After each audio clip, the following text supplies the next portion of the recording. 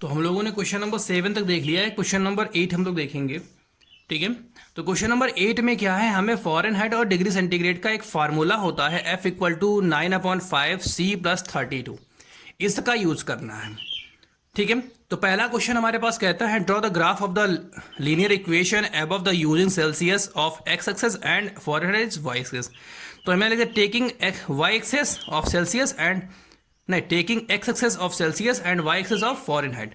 तो जहाँ पे एफ हमारे पास में है वहाँ पे वाई हो जाएगा और जहाँ पे सी हमारे पास था वहाँ पे एक्स हो जाएगा। तो हमने इसको कन्वर्ट कर लिया। अब यहाँ उसने बोला है कि इसको हमें ग्राफ के ऊपर शो करना है, तो ग्राफ के ऊपर तो अभी शो नहीं करेंगे, अभी केवल क्वेश्चन को सॉल्व करके ही रख लेंगे।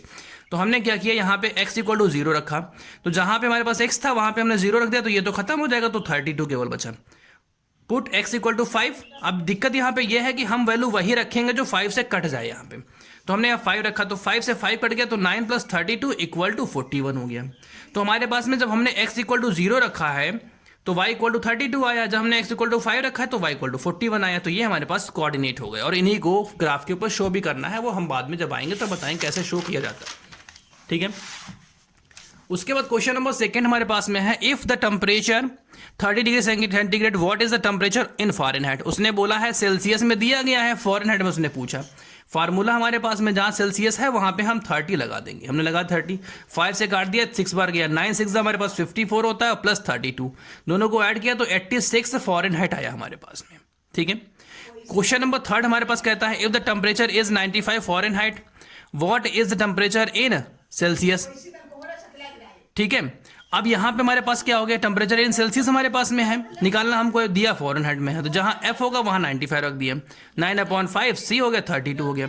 इसको उठा के इधर ले आए तो 95 - 32 हो गया और 9/5 ऐसे रह गया। तो इसको जब माइनस किया यहाँ से तो हमारे पास 63 बच गया।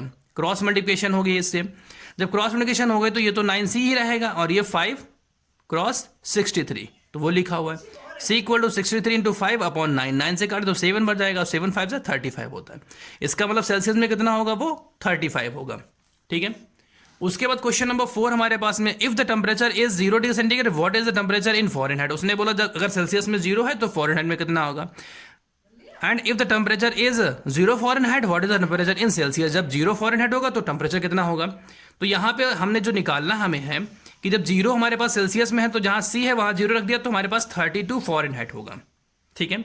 अब उसने बोला if the temperature is 0 Fahrenheit. अब यहाँ फ़ारेनहाइट में दिया है, हमको सेल्सियस से पूछा गया, तो जहाँ F है वहाँ पे हम 0 लगा देंगे। तो जहाँ F था वहाँ हमने 0 लगा दिया और ये 9 ये हमारे पास हो गया। जब इसको उठा के इधर लाएंगे तो माइनस में हो गया। अब क्रॉस मल्टीप्लिकेशन करा देंगे तो 5 से इसको मल्टीप्लाई कराएंगे तो 160 आएगा और ये 9 ही रहेगा। C = 160/9 काटा तो 17.77 आता है, ठीक है। चाहे तो इसको हम -17.78 भी लिख सकते हैं, ठीक है, उससे कोई दिक्कत नहीं है।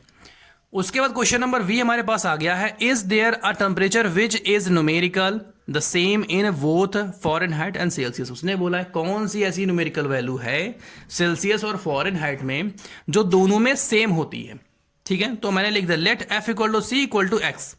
तो जहाँ F है वहाँ पर भी x रखेंगे, जहाँ C है वहाँ पर भी x रखेंगे, हमने रख दिया। इसको उठा के इधर ले आए, LCM ले लिए 5 हो गया, इसको 5 से मल्टीप्लाई कर 5x - 9, जब माइनस किया यहाँ से तो माइनस का 4x/5 बच गया, ये 32 है। अब यहाँ पे क्रॉस मल्टीप्लिकेशन करेंगे यहाँ पे तो -4x = इसको मल्टीप्लाई करेंगे तो 60 हो जाएगा, x = 160/4 हो गया। काट देंगे तो माइनस का 40 डिग्री आएगा, तो x = -40 डिग्री। तो hence -40 degree the same in both Fahrenheit and Celsius. दोनों में -40 डिग्री जो वैल्यू होती है वो सेम ही होती है, ठीक है। तो ये हमारे पास एक्सरसाइज 4.3 कंप्लीट हो गई है। कल हम लोग 4.4 शुरू करेंगे, ठीक है।